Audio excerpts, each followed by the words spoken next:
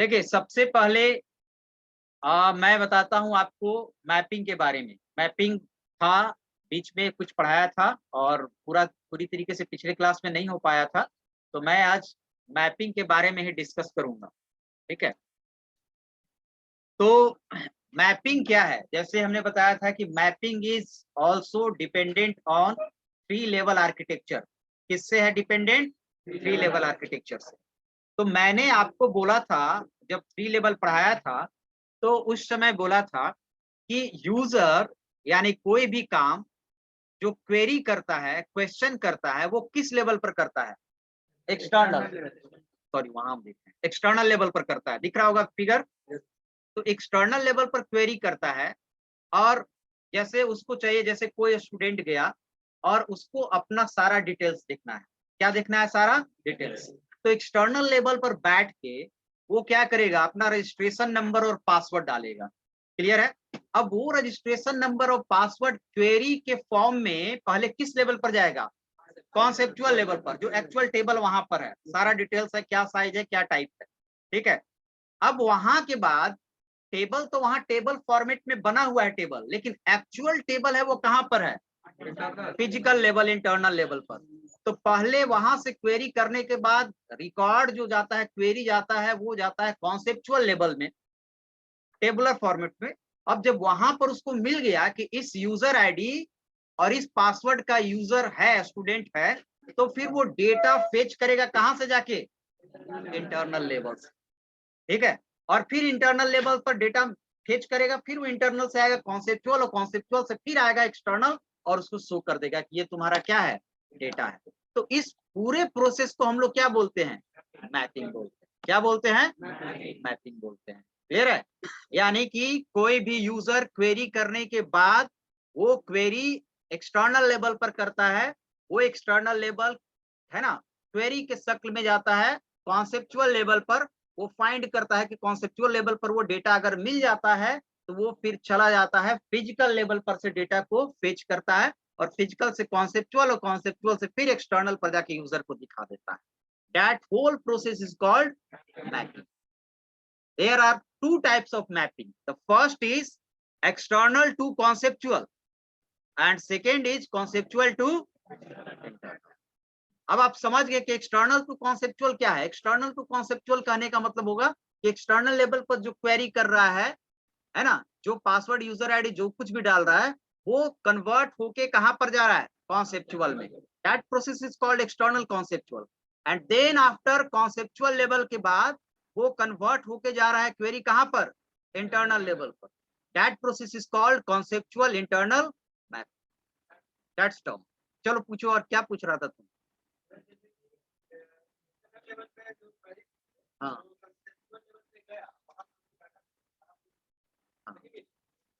तो डेटा में नहीं, तब वो लौट जाएगा, तब वो मिले ही नहीं टेबल में, पहले फेच किया ही नहीं, पहले तो टेबल में देखेगा तब वो लौट जाएगा। वहीं पर आपको मैसेज देगा, कुछ भी मैसेज बनाया हुआ रहता है, मैसेज देगा that record is not exist, वो बना डेवलपर या इस तरह के कोई आईडी वाला कोई स्टूडेंट नहीं है, कुछ भी मैसेज देगा, वहीं से लौट जाएगा, फिजिकल में जाएगा ही नहीं। ये पीडीएफ बनाए तो हम हैं, बट अलग अलग जगहों से कंटेंट लेते हैं, लिखते हम नहीं है कि लिख के बैठे और टाइप करने लगे, लिखता कोई नहीं है, ये नेट से ही है, बट अलग अलग जगहों से है। कुछ आपको जावा टी पॉइंट, कुछ गिग्स फॉर गिग्स, कुछ गुरु 99, कुछ ट्यूटोरियल पॉइंट, जिसमें हमको लगता है, कुछ अपने जो पढ़ाए हैं कॉपी पर उससे, तो हर जगह से लेता है। पिक्चर उक्चर ज्यादातर आप देखेंगे, ठीक है? नोट्स जब आप बनाए ना, तो मैंने पहले ही बोल दिया था कि नोट्स जब बनाए तो मेरा भी देख लें, और आपको ये भी बोले थे कि आप नेट पर भी जाके उससे रिलेटेड पढ़ें और तब एक लंबा सा नोट्स बनाएं। वो मैंने आपको दिया है रेलिवेंट, जरूरी नहीं कि मेरी वाली चीजें ही सब उतारें। क्या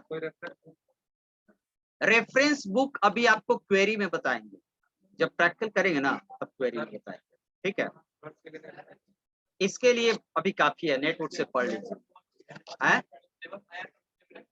हाँ, तो वो ले सकते हैं, वो रेफरेंस बुक आप ले सकते हैं, बट अभी मैं रिकमेंड नहीं करूंगा, है ना, अभी आपको काम चल जाएगा, है ना?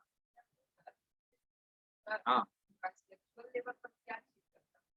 कॉन्सेप्चुअल लेवल पर एक्चुअली टेबल होता है, जैसे जैसे टेबुलर फॉर्मेट में ही डेटा स्टोर होता है ना, आपको जो यहाँ पर, जैसे आप सपोज आप गए, मैं यहाँ पर एक बना दे रहा हूँ,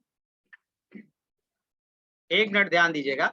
जैसे यहाँ पर आपका है, जैसे ये आप पिक्चर देख रहे होंगे, यहाँ पर उसको देना है यूजर आईडी। क्या डालना है? User ID. और यहाँ पर डालना है उसको पासवर्ड, ठीक है। और यहाँ पर लिखा हुआ है सबमिट, ठीक है। अब उस सबमिट करेगा यूजर आईडी और पासवर्ड, तो उसको अपना डिटेल्स दिखाई देगा। लेकिन इंटरनल जो कॉन्सेप्चुअल लेवल पर होता है, वो टेबल बनाया हुआ रहता है। जैसे एक टेबल होगा आईडी का, एक होगा नेम का, एक पूरा स्टूडेंट का डिटेल्स होगा टेबल, ठीक है। और उसमें से आपको टेबुलर फॉर्मेट में रहेगा। किस फॉर्मेट में रहेगा? आप जानते नहीं है कि इंटरनली टेबुलर फॉर्मेट में होगा। आपको तो एक इंटरफेस दे दिया है, जिससे आपको अपना काम करने पर एक्सटर्नल लेवल में क्या होगा? आसानी होगा। अब ये यूजर आईडी और पासवर्ड जब यहाँ पर जाता होगा, तो ये यूजर आईडी और पासवर्ड आप यहाँ पर डालते हैं, मैंने पिछले डिस्कस किया था। लेकिन इंटरनली वो क्वेरी के फॉर्मेट में जाता है। किस फॉर्मेट में जाता है? क्वेरी के फॉर्मेट में जाएगा। क्वेरी आप भी करेंगे, लिखा रहेगा, आप डालेंगे यहाँ सबमिट, वहां एक क्वेरी बन के जाएगा, select user ID equal to that, जो आपने यूजर आईडी दिया, and password equal to that from student table, जो टेबल का नाम होगा। इस क्वेरी में इंटरनली वो जाता है और यहाँ पर देखेगा कि ये यूजर आईडी, और यहाँ पर खोजेगा, अगर 1 लाख होगा तो 1 लाख यूजर आईडी से क्या करेगा? मैच करेगा। तो टाइम लगेगा, तो उस तरह आप सिस्टम भी तो रखिएगा। करने वाले हैं 1 लाख स्टूडेंट, तो सिस्टम रखिएगा मेरे जैसा, उसके अनुसार ही रखिएगा ना, है ना। तो वो सर्वर का कमाल होगा ना, उसके अनुसार तो उसको रखना पड़ेगा ना। सर्वर भी बना सकते हो अपने सिस्टम को, है ना। अब कौन रोका है? अपने सिस्टम को सर्वर बना दिया, बैठ जाएगा, इस पे 50 यूजर करेगा, तुम्हारा सिस्टम बैठने लगेगा। सर्वर है क्या? सर्वर भी तो कंप्यूटर है ना, उसकी कॉन्फ़िगरेशन क्या होती है?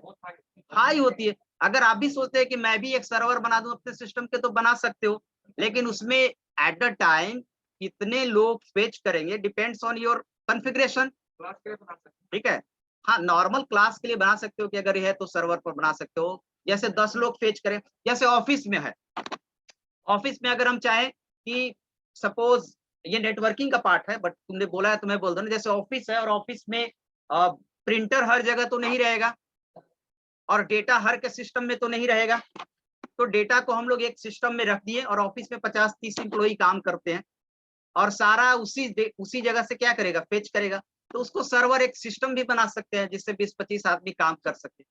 तो सर्वर इसको भी बना सकते हो, नो मैटर, ठीक है। इंटरनल में डेटा फाइल के फॉर्मेट में रहता है, 0-1 के फॉर्मेट में रहता है। वो फॉर्मेट हम लोग डिसाइड नहीं कर सकते हार्ड डिस्क में, ठीक है। लेकिन एक्चुअल तो यहीं पर है ना, इंटरनल लेवल पर ही ना, ठीक है। तो ये आप इस तरह करेंगे, जैसे मैंने ही बताया था। मैंने अब पिछले क्लास में खोला था कि मैं रेलवे रिजर्वेशन में आप गए, अभी ऑनलाइन टिकट करवाए हैं कितने लोग? तो ऑनलाइन जब आप करते हैं, तो आपको पता नहीं है कि डेटाबेस बना हुआ है, वहां सब चीज का क्या बना हुआ है? डेटाबेस बना हुआ है। और आप यहाँ से क्वेरी करते हैं एक्सटर्नल लेवल पर, फिर वो क्वेरी जाता है आपको, यहाँ से आप डालते हैं, क्वेरी के शक्ल में जाता है, और वहां टेबल बना रहता है, और कुछ नहीं रहता। डेटाबेस बनाना मतलब क्या बनाना? टेबल बनाना, है ना। और टेबल में से एक रिकॉर्ड को निकालता है और फिर आपको टेबुलर फॉर्मेट में दिखाता है यहाँ पर, ठीक है। तो ये आप नॉर्मली करते हैं, जो 3 लेवल पर रहता है। क्लियर है?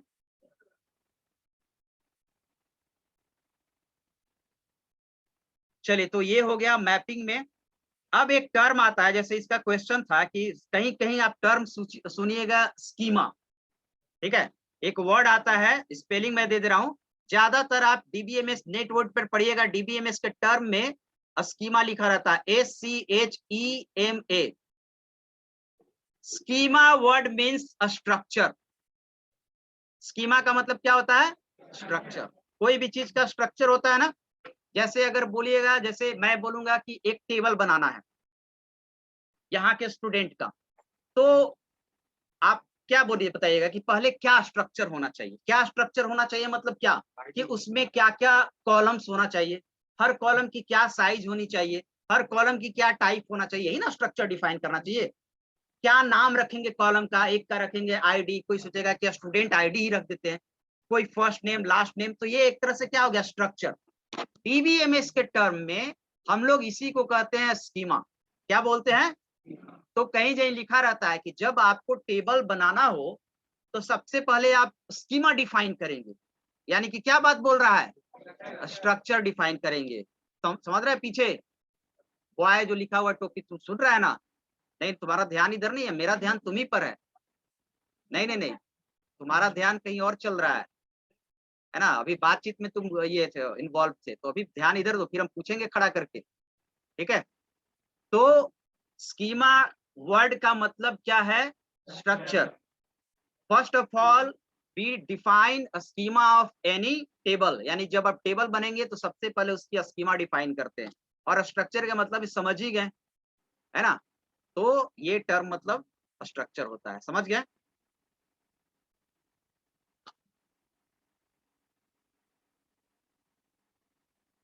अब आता है एक और टर्म, वो है स्क्रीन पर आपको दिख रहा होगा, डीबीए। कौन सा टर्म है?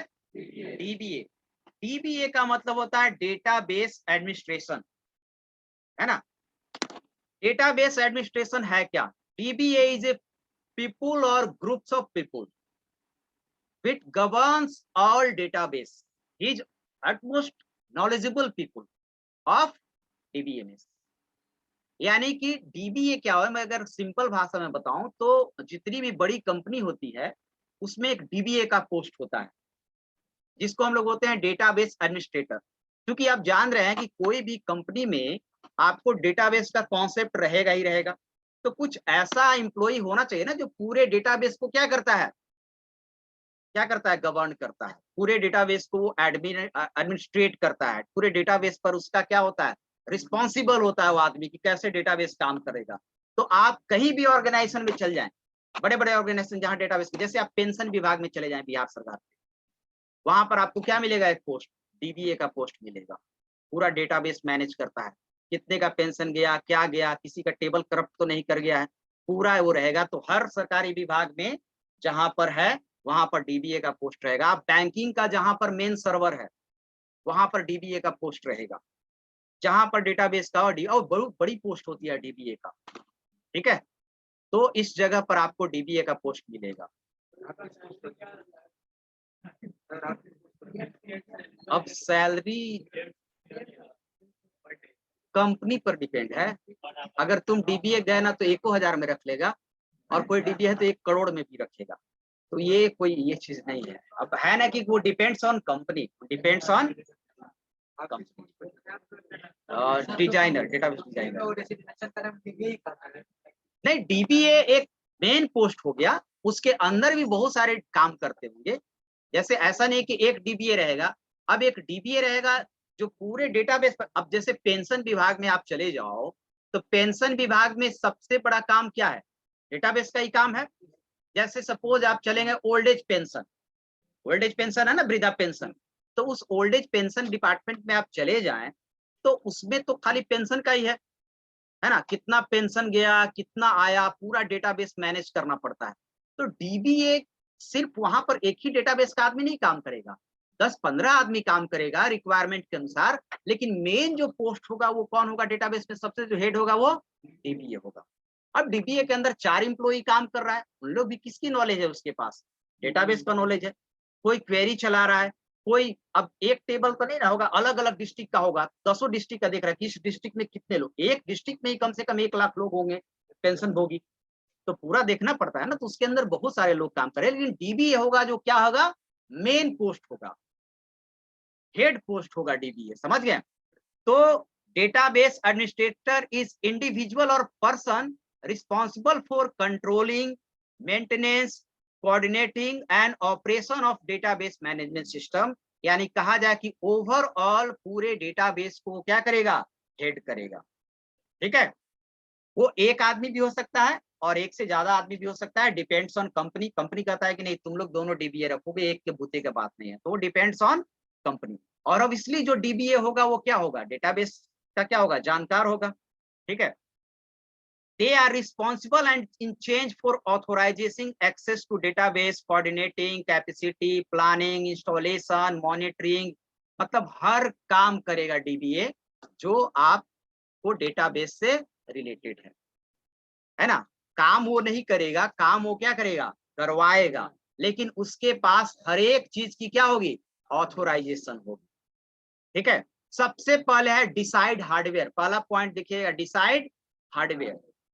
ऑब्वियसली डेटाबेस का डीबीए ही, जैसे आप एक कंपनी चला रहे हैं तो वहां पर एक मैनेजिंग डायरेक्टर एमडी है। अब मेरे पास एमडी को तो मालूम नहीं है कि कितना हमको डेटाबेस, उसको ये मालूम है कि कितने लोग का डेटाबेस है, लेकिन ये नहीं ना मालूम है कि क्या हार्डवेयर होना चाहिए। एमडी तो आईएएस अफसर है, अगर देखा जाए सरकारी डिपार्टमेंट में तो वो तो आईएएस अफसर है, उसको तो व्हाट्सएप भी बहुत सारे लोग को दिक्कत होता है, लेकिन वो गवर्न कर रहा है, पूरे चीजों को मैनेज कर रहा है। तो वो डीबीए डिसाइड करेगा कि क्या हमारे पास कितना डेटा है और कितनी हार्डवेयर कैपेसिटी चाहिए। तो ये तो नॉर्मल पॉइंट है, आप समझ रहे हैं, डिसाइड हार्डवेयर, है ना। उसके बाद है manage data integrity and security. ये सब काम कौन करेगा, डीबीए करेगा। डीबीए ही पास करेगा, पहले तो डीबीए ऑथोराइजेशन देगा कि कौन कौन यूजर इस डेटाबेस पर काम करेगा, और हर एक यूजर की अलग अलग ऑथोराइजेशन होगी, है ना। कोई यूजर अगर डेटाबेस पर एंटर करता है तो उसको सैलरी कॉलम नहीं दिखाया जाएगा, किसी को सैलरी कॉलम दे दिया। जैसे होता क्या है ना कि अगर डेटाबेस में एक दो कॉलम तो नहीं होगा, किसी किसी डेटाबेस में 100 कॉलम्स हो सकता है, ये भी हो सकता है डेटाबेस में पूरा डिटेल 100 कॉलम्स हो सकता है। आप एक ही वोटर को देखिए ना, Aadhaar number, PAN card, first name, last name, district, village, ward, है ना, उसके बाद अकाउंट नंबर, बैंक का नेम, है ना, बहुत सारा कॉलम्स होता है पेंशन वाला में, है ना। अब उसमें क्या होगा कि कोई कोई डीबीए तो काम नहीं करेगा, काम तो उसके अंदर आदमी काम करेगा। तो कोई कोई यूजर, जैसे 4 यूजर को काम करने के लिए दे दिया, 1 2 3 एंड 4, इसको जो कॉलम दिखाई देगा उसको वो कॉलम दिखाई नहीं देगा। तो ये भी डीबीए रिस्ट्रिक्ट कर देता है, ऑथोराइजेशन देते समय रिस्ट्रिक्ट कर देता है कि आपको इतने ही कॉलम्स पर काम करना है। तो ये रिस्ट्रिक्शन, ये मॉनिटरिंग, ये ऑथोराइजेशन कौन तय करेगा, डीबीए तय कर देगा, है ना। किसी को नहीं देगा, उस वो वाला देखेगा, ट्रस्टवर्दी को ही देगा, देखेगा कि ये पेंशन वाला जो कॉलम है, पैसे वाला कितना भेजा गया, वो नहीं देगा। हो सकता है वो गड़बड़ कर देगा, तो वैसे आदमी को देगा जो एकदम से रिस्पॉन्सिबल होगा। तो ये डीबीए डिसाइड करता है कि क्या सिक्योरिटी रहना चाहिए, क्या इंटीग्रिटी रहना चाहिए। क्लियर है। उसके बाद है डेटाबेस डिजाइन। ठीक है, तो डेटाबेस डिजाइन कहने का मतलब है कि जब आप, ऑब्वियसली जब आप बनाएंगे, बैठेंगे डेटाबेस बनाना होगा, तो सबसे पहले आप क्या बनाएंगे, डिजाइन बनाएंगे। और डिजाइन में सबसे पहला काम हम लोग को तय करना रहता है, क्या टेबल का नाम होगा, क्या कॉलम्स का नाम होगा। ये फाइनली डिसाइड कौन करेगा, बनाएगा नीचे वाला है कि सर, लेकिन जाके दिखाए कि सर ये मैंने कॉलम का नेम रखा है, ये चीज रखा है इसमें, और क्या क्या कर सकते हैं। तो मेनली डिसाइड कौन करेगा यहाँ पर, डीबीए करेगा। आप खुद भी बात को समझ रहे हैं। डेटाबेस इंप्लीमेंटेशन, अब डिसाइड हो गया तो उसको इंप्लीमेंट करेगा। डिसाइड होना मतलब उसको रफ वर्क बना लिया कॉपी पर, अब उसको एक्चुअल इंप्लीमेंट करेगा कहां पर, सिस्टम पर। कहां पर करेगा, सिस्टम पर करेगा कॉलम, है ना। और वो करेगा डेटाबेस डेवलपर, जो डेटाबेस का डेवलपर है ना। तो इसमें एक डिजाइनर पोस्ट भी होता है, एक क्या होता है, डेवलपर पोस्ट भी होता है, जो डेवलप करेगा। ठीक है, हाँ, हर, हाँ, वो डीबीए दे सकता है कि आप रीड कर सकते हैं, कोई भी उसमें एडिटिंग नहीं कर सकते हैं। वो परमिशन देता है, क्वेरी देता है, क्वेश्चंस देता है कमांड के थ्रू, वो बताएंगे हम लोग कैसे देते हैं। ठीक है, उसके बाद है क्वेरी प्रोसेसिंग परफॉर्मेंस। उसके बाद डीबीए ये भी मॉनिटर करेगा कि कोई भी यूजर को, अगर यूजर कहेगा कि बताओ कि इस डिस्ट्रिक्ट में, पर्टिकुलर डिस्ट्रिक्ट में, जैसे मुजफ्फरपुर डिस्ट्रिक्ट में कितने लोगों को पेंशन चला गया है, तो इसके लिए जो डेटाबेस पर काम कर रहा है, ये डीबीए का क्वेश्चन होगा, जो डेटाबेस पर काम कर रहा है वो क्या लिखेगा, क्वेरी लिखेगा। तो क्वेरी लिखेगा तो देखेगा ना कि क्वेरी में अगर 10,000 लोग आए तो देखेगा ना कि उसकी परफॉर्मेंस क्या है। जैसे वो बोला कि सर परफॉर्मेंस फास्ट होना चाहिए, तो देखेगा, मॉनिटर करेगा कि अगर चल रहा है तो परफॉर्मेंस क्या है। अगर परफॉर्मेंस स्लो होगा तो डीबीए को बताएगा कि सर परफॉर्मेंस स्लो है, इसकी कैपेसिटी बढ़ानी पड़ेगी, यानी कि इसमें आपको रैम बढ़ाना पड़ेगा, रजिस्टर चेंज करना पड़ेगा, हार्डवेयर इसमें चेंज करना पड़ेगा, ठीक है। तो ये सब भी मॉनिटर कौन करेगा, डीबीए। ऑब्वियसली जाएगा, कहेगा डीबीए सर से परमिशन ले लेते हैं, वो क्या बोलते हैं, ठीक है। और उसके बाद है ट्यूनिंग डेटाबेस परफॉर्मेंस, यानी कि हमेशा डेटाबेस के परफॉर्मेंस पर नजर रखेगा, है ना, कि डेटाबेस से सारा काम सही सही तो हो रहा है कि नहीं, डेटाबेस में एंट्री सही हो रहा है कि नहीं, डेटाबेस में अपडेशन सही हो रहा है कि नहीं, और डेटाबेस से रिकॉर्ड पेज हो रहा है कि नहीं। ये सारा परफॉर्मेंस कौन देखेगा, डीबीए देखेगा। तो ये बहुत सिंपल सा पॉइंट है, आप समझ जाइए कि डीबीए क्या होता है पोस्ट। हाँ बोलिए। वीडियो भी हो सकता है, हाँ वीडियो भी हो सकता है। डेटाबेस में देखिए, डेटाबेस में एक्चुअली जो हम लोग वैल्यूज डालते हैं, जैसे कॉलम बनाएंगे, नेम का कॉलम, तो नेम किस तरह के वैल्यू होगा, जैसे मैंने 3 टाइप का आपको वैल्यू बताया। एक क्या वैल्यू बताया कि एक स्ट्रिंग होगा, एक न्यूमेरिक होगा, और एक बताया कि डेट होगा। डेट भी अलग होता है, लेकिन इन तीनों के अलावा भी तो बहुत सारे वैल्यू होगा। जैसे इमेज होगा आपको, जैसे आप सिग्नेचर अपलोड करते हैं तो बड़ा टेबल में सिग्नेचर का भी तो एक कॉलम बनाया होगा, जब स्टूडेंट का आईडी, नेम, है ना, डेट ऑफ बर्थ, और उसके बाद एक सिग्नेचर का कॉलम होगा, सारे का सिग्नेचर होगा। आखिर आप डालते हैं तो उसके पास तो होगा ना डेटाबेस में। और अगर कोई कह रहा है कि हर का अपने बारे में एक वीडियो डालना है, क्या डालना है, अपलोड, वीडियो अपलोड करना है, तो सबके सामने क्या रहेगा, वीडियो का भी कॉलम रहेगा, तो वीडियो भी अपलोड कर सकते हैं। डेटाबेस में ऑडियो, वीडियो एंड इमेजेस ये भी स्टोर कर सकते हैं, है ना। इसका अलग डेटा टाइप होता है ना। स्ट्रिंग और नंबर और डेट के अलावा अलग डेटा टाइप होता है, ठीक है।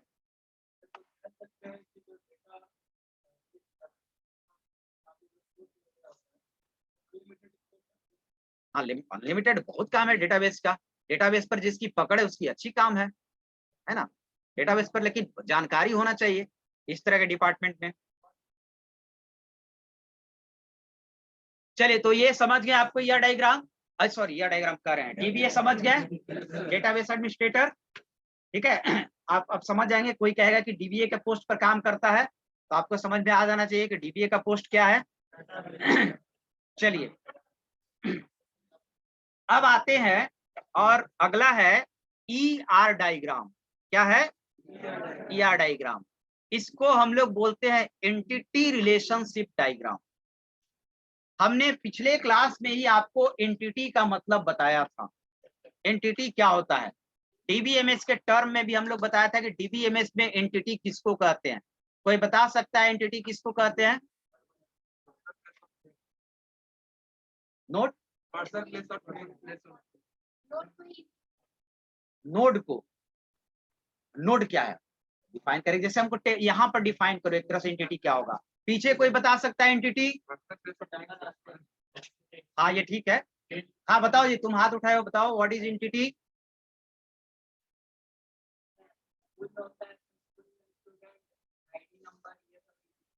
नहीं, आईडी नंबर एंटिटी नहीं होगा, आईडी नंबर एट्रीब्यूट्स हो जाएगा, स्टूडेंट एंटिटी होगा। एंटिटी में बताया था ना कि person, place, organisation, anything is entity which have properties. और इसको हम सिंपल भाषा में बताए थे, वर्ड आप जान लीजिए, सिंपल भाषा में भी बताए थे कि एंटिटी मतलब जिसका हम लोग टेबल बनाएंगे। टेबल अगर स्कूल में बनाएंगे तो किसका बनाएंगे, स्टूडेंट का ना। आईडी क्या हो जाएगा स्टूडेंट का, एट्रीब्यूट, दैट मींस कॉलम हो जाएगा। आईडी क्या हो जाएगा, कॉलम हो जाएगा। बट एंटिटी क्या है, स्टूडेंट, टीचर। हॉस्पिटल में जाए तो एंटिटी क्या होगा, नर्स, डॉक्टर, पेशेंट, है ना। तो ये सारा चीज एंटिटी है, यानी कि अगर सब सिंपल भाषा में आप जाने तो एंटिटी का ही आगे जाके क्या बनता है, टेबल बनता है। क्या बनता है, टेबल बनता है ना। तो यहाँ पर है एंटिटी रिलेशनशिप डायग्राम, यानी कि किसी भी ऑर्गेनाइजेशन में आप डेटाबेस बनाने जाएंगे तो सबसे पहले क्या फाइंड आउट करेंगे, कौन कौन एंटिटी है। जैसे आप चलेंगे कि हॉस्पिटल का आपको डेटाबेस बनाना है, और ऑब्वियसली आप डेटाबेस का तो नॉलेज होना ही चाहिए। अगर आप सॉफ्टवेयर बनाएंगे हॉस्पिटल का तो बिना डेटाबेस के नॉलेज का तो नहीं बनेगा, पूरा उसका डिटेल्स रखना ही पड़ेगा। उस सॉफ्टवेयर में डालेगा, है ना, अब मरीज कब का था उसका पूरा बता देगा, तो डेटाबेस तो रहेगा ही, बिना डेटाबेस का काम होगा। तो आप जाएंगे सबसे पहले तो ऑर्गेनाइजेशन में जाके आप एंटिटी फाइंड आउट करेंगे। क्या फाइंड आउट करेंगे? एंटिटी कौन कौन है। उसके बाद एंटिटी के बीच क्या देखेंगे? रिलेशनशिप। क्या देखेंगे? यानी कि पेशेंट रिलेटेड टू डॉक्टर। आप दिखाइएगा कि 1 साल पहले वाला ये जो पेशेंट था वो किस डॉक्टर से दिखाया था, तो डॉक्टर टेबल और पेशेंट टेबल के बीच क्या होगा? रिलेशनशिप होगा। तो एक ऑर्गेनाइजेशन में एंटिटीज होते हैं, उन एंटिटीज के बीच क्या होता है? रिलेशनशिप होता है। अब यहाँ पर वर्ड आपको आएगा, एंटिटी रिलेशनशिप तो समझ में आ रहा है, अब आता है क्या? डायग्राम। क्या आता है? डायग्राम। ये है क्या? जैसे हमने ये बताया, मैं ये बोल रहा हूं कि आपको आगे डेटाबेस बनाना है। डेटाबेस ऑब्वियसली आप कहां पर बनाएंगे? कंप्यूटर पर बनाएंगे। और उसके लिए आपके पास क्या होना चाहिए? डेटाबेस लैंग्वेज होना चाहिए, यानी डीबीएमएस सॉफ्टवेयर होना चाहिए। चाहे आपके पास ओरेकल होना चाहिए या माईएसक्यूएल होना चाहिए, एसक्यूएल सर्वर होना चाहिए। लेकिन हम लोग कोई भी एक्चुअल काम करने से पहले उसका एक हम लोग ब्लूप्रिंट डिजाइन करते हैं।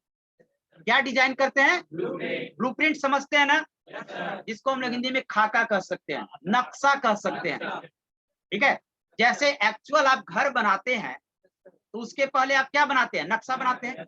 जब आपको बड़े लेवल पर एक डिजाइन करना है बिल्डिंग, छोटा अगर एक बाथरूम और एक ये बनाना है, किचन बनाना है, तो उसके लिए तो नक्शा नहीं बनाएंगे। बट बड़े लेवल पर अगर आपको कोई डिजाइन करना है तो उसका नक्शा एक बनाते हैं।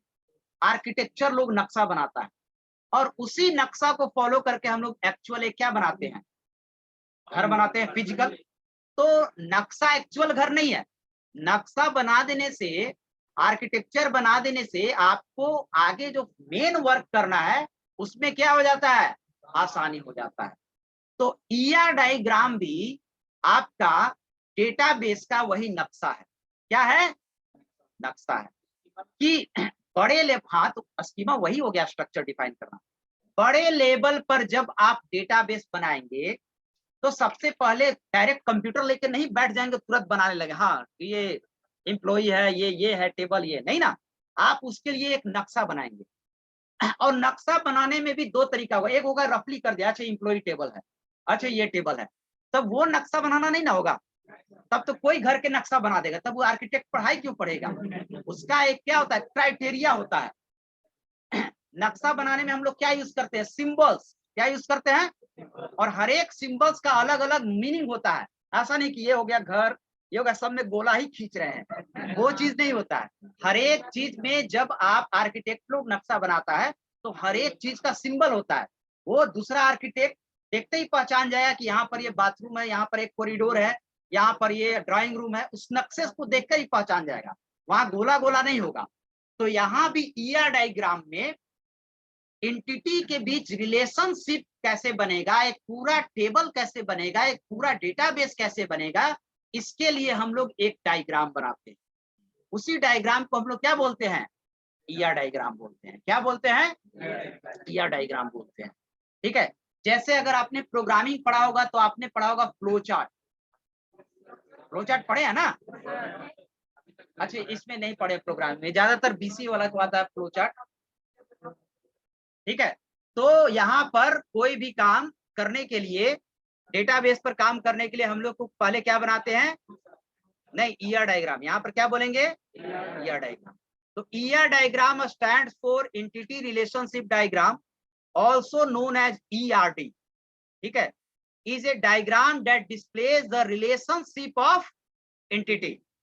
ठीक है, sets stored in a database, यानी कि रिलेशनशिप बताएगा कि कौन सा टेबल किससे क्या है? रिलेटेड है। बताया था ना पिछले क्लास में, एक टेबल एक दूसरे से भी रिलेटेड होता है, दोनों में कॉमन कॉलम होना चाहिए। In other words, ER diagram help to explain the logical structure. Logical structure मतलब फिजिकल नहीं है। अच्छा, नक्शा जो बना रहे हो फिजिकल स्ट्रक्चर है क्या? फिजिकल मतलब जिसमें रहने लगे, वो काम कर रहा है। तो ईआर डायग्राम तो डायग्राम है, ये तो लॉजिकल है। फिजिकल मतलब एक्चुअल टेबल बनाना, ठीक है, of database. ER diagrams are created based on three basic concepts: entities, attribute and relationship. अगर मैं कहूं एट्रीब्यूट, अच्छा तुम बताओ, तुम जो मास्क पहने बताओ व्हाट इज एट्रीब्यूट, तुम्ही को बोल रहे हैं एट्रीब्यूट क्या, एट्रीब्यूट वर्ड बोलते हैं तो क्या समझता है तुम?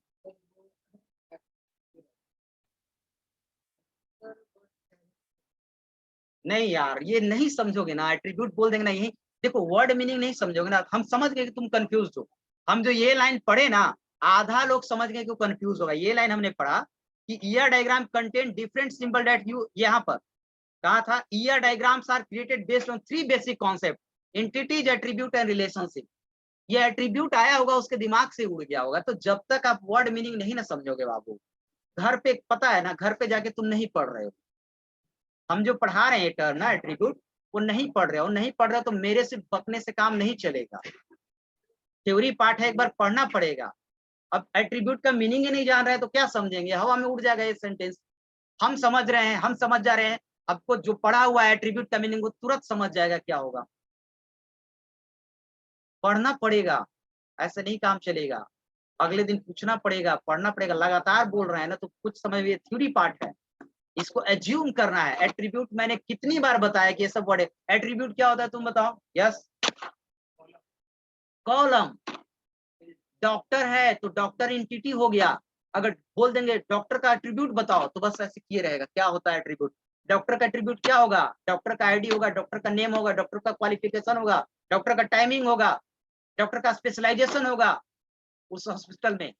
तो ये दिमाग में रहेगा तभी ना कि एट्रीब्यूट क्या होता है। स्टूडेंट का एट्रीब्यूट क्या होगा? यानी कि attribute is the properties of entity. तो ये वर्ड आप सुनेंगे और वर्ड का दिमाग में आपके मीनिंग नहीं चलते रहेगा तो ये लाइन नहीं समझ में आएगा। रिलेशनशिप क्या होता है ये भी बता दिए कि एंटिटीज, एट्रीब्यूट एंड रिलेशनशिप। यानी ईयर डायग्राम में क्या होगा कि एक एंटिटी होगा टेबल, वो एंटिटी एक दूसरे से रिलेटेड होगा, और हर एक एंटिटीज का क्या होगा? एट्रीब्यूट होगा। क्या होगा? एट्रीब्यूट होगा। एक एंटिटी होगा, उसका एट्रीब्यूट होगा, वो एंटिटी किससे रिलेटेड होगा।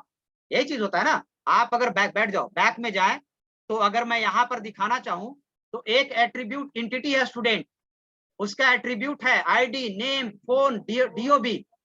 और इसको हम बताए थे कि इसको एट्रीब्यूट बोल सकते हैं, कॉलम बोल सकते हैं, फील्ड बोल सकते हैं। याद रखिए इन चीजों को।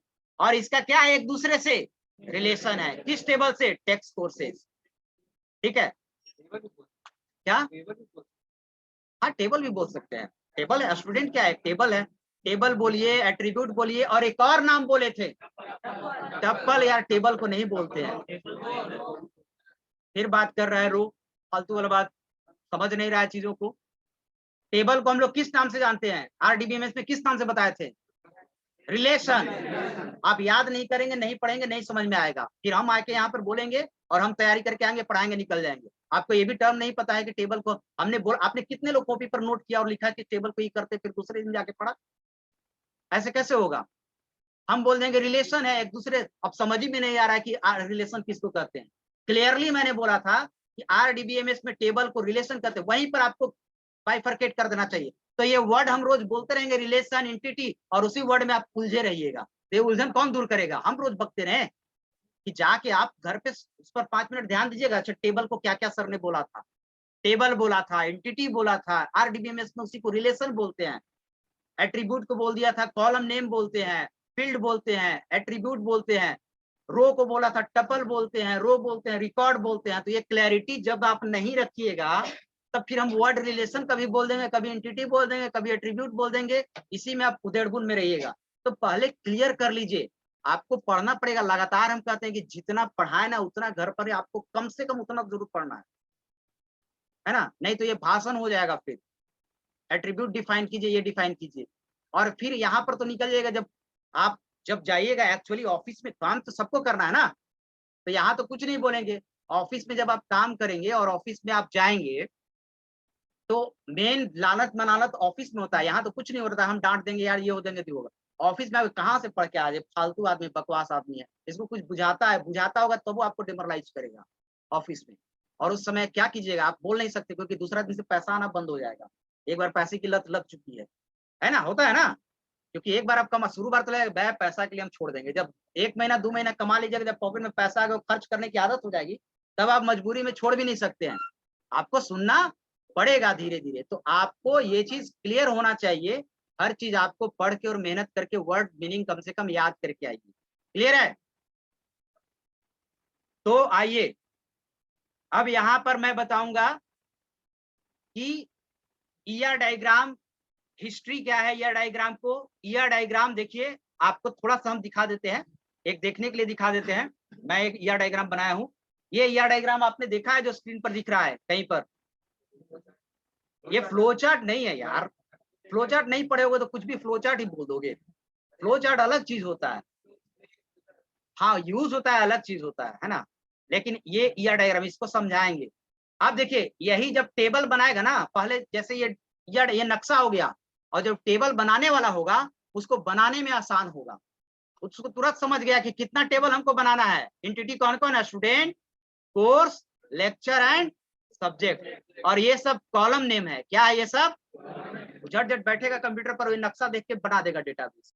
तो ये ईआर डायग्राम है, लेकिन पढ़ेंगे कि हर सिंबल का अपना अपना मीनिंग होता है, ये कैसे एंटिटी है, ये इसका कौन सा सिंबल है। आप देख रहे हैं कि कहीं कहीं यहाँ पर क्या दिया हुआ है, रेक्टेंगल सिंबल है, स्क्रीन पर देखो, रेक्टेंगल है, डायमंड है, ओवल है ना, लाइन है ना, एन लिखा हुआ है। तो ये सब पहले बताएंगे, 1 to many है, कहीं many to many है ना, ये सब है। तो ये ऊपर पहले पढ़ेंगे, तब हम लोग सीखेंगे किसमें क्या है। ठीक है?